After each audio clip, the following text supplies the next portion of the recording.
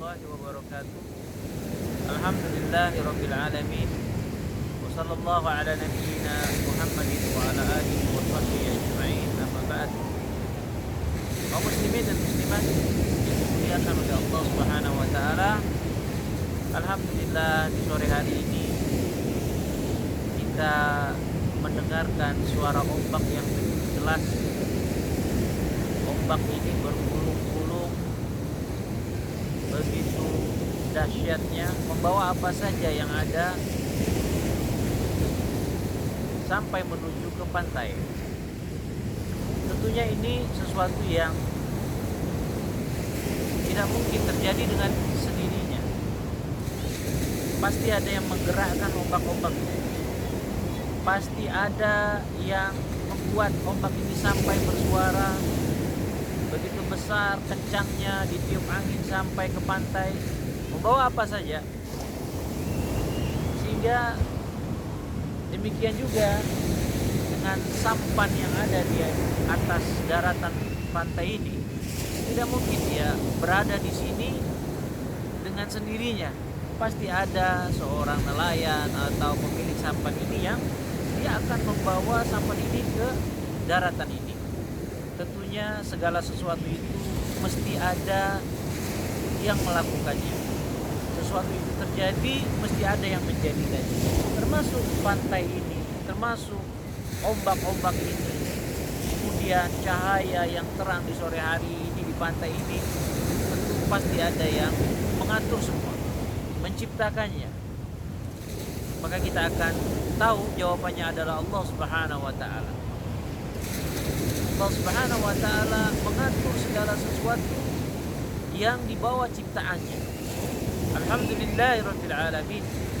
Segala puji bagi Allah Subhanahu wa taala, pemilik ya alam semesta ini.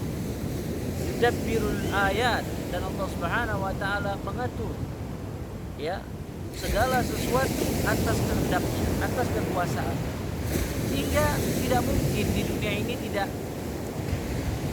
ada yang menggerakkan. Bagaimana orang-orang ateis, bagaimana orang-orang komunis yang menganggap manusia itu ya terjadi begitu saja, dia akan mati begitu saja seperti binatang, tidak akan mempertanggungjawabkan semua amalannya. Maka ini sebenarnya adalah kesombongan. Pada hakikatnya hati mereka itu menerima bahwasanya ada sang pencipta yang mengatur alam semesta ini, memberi manusia hidup, udara, tetapi lahiriannya hanya menampakkan kesombongannya saja. Sebagaimana Fir'aun ketika dia diberikan bukti-bukti oleh Nabi Musa alaihissalam tentang kebesaran Allah, rububiyah Allah Subhanahu wa taala, namun dia menolak.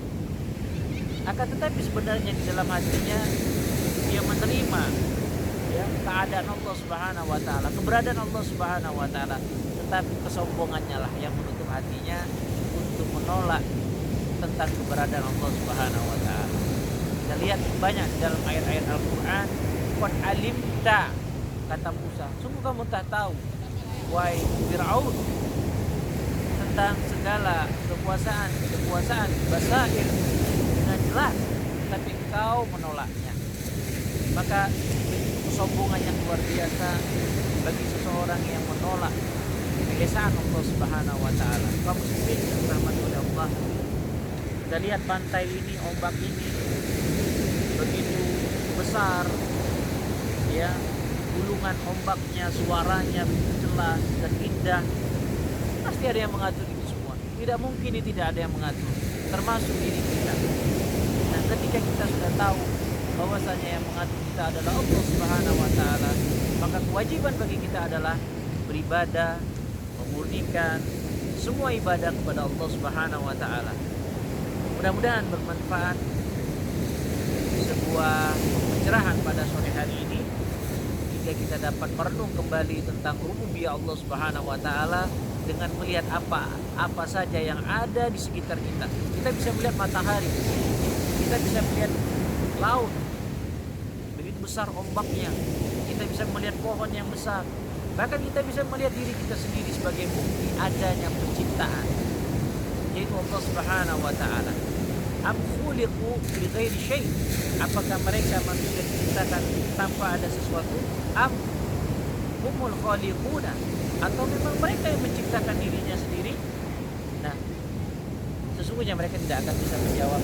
Hati kecilnya akan menjawab, dan tidak, hati kecilnya akan menjawab bahwa ada yang menciptakan. Dan sesungguhnya hati kecil mereka akan juga menjawab, mereka tidak mampu untuk mengatakan bahwa kami yang menciptakan atau tidak ada yang menciptakan. Demikianlah hari ini, mudah-mudahan bermanfaat bagi kita semua. Assalamualaikum warahmatullahi wabarakatuh.